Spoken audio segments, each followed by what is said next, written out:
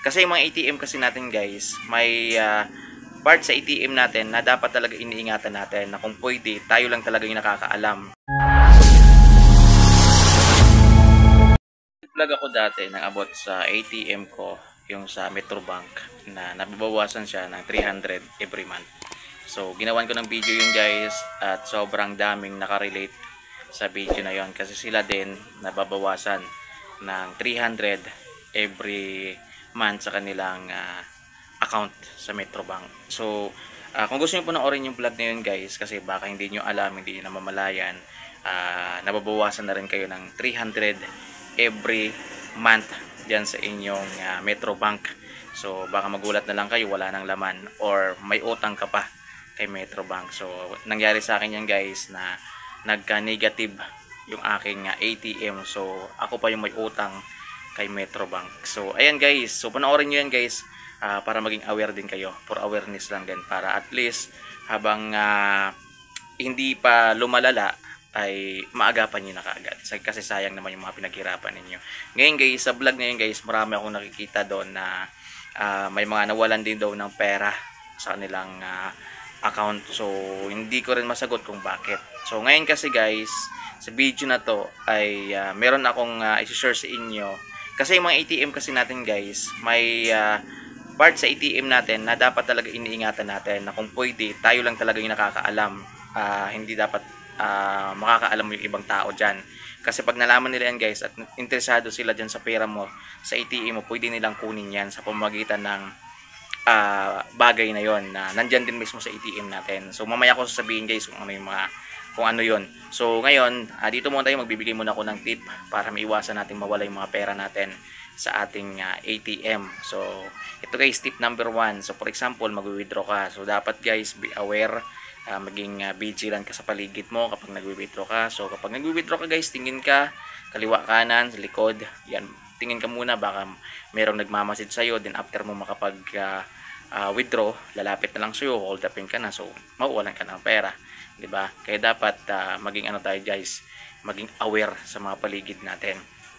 Kasi din na natin alam yung ngayon guys, sitwasyon ngayon. Pangalawa guys, pag nagwi-withdraw kayo, tingnan yung mabuti yung mga ATM machine guys, baka may mga camera na naka-set up.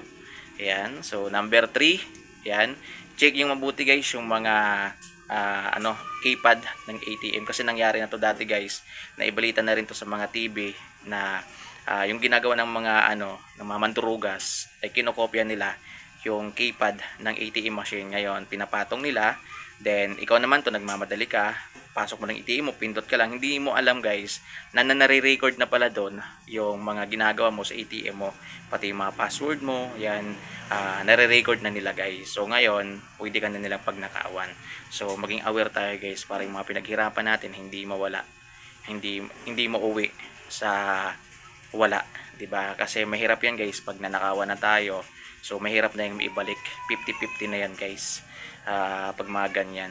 So, yun. At ito guys, ito yung sinasabi ko kanina. So sa mga ATM natin, meron tayong dapat ingatan dyan guys. So nakikita nyo ba guys sa likod? Meron dyang 3 numero. 3 digit yan guys. Yan yung card verification value. Yan. So sa pangalan pa lang guys, sobrang halaga ng numero na yan nasa likod ng ATM natin.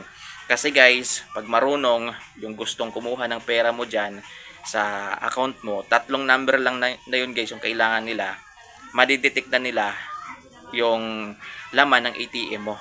Makikita na nila guys yung details ng ATM mo, yung password mo, yung pera mo kung magkano, makikita na nila guys.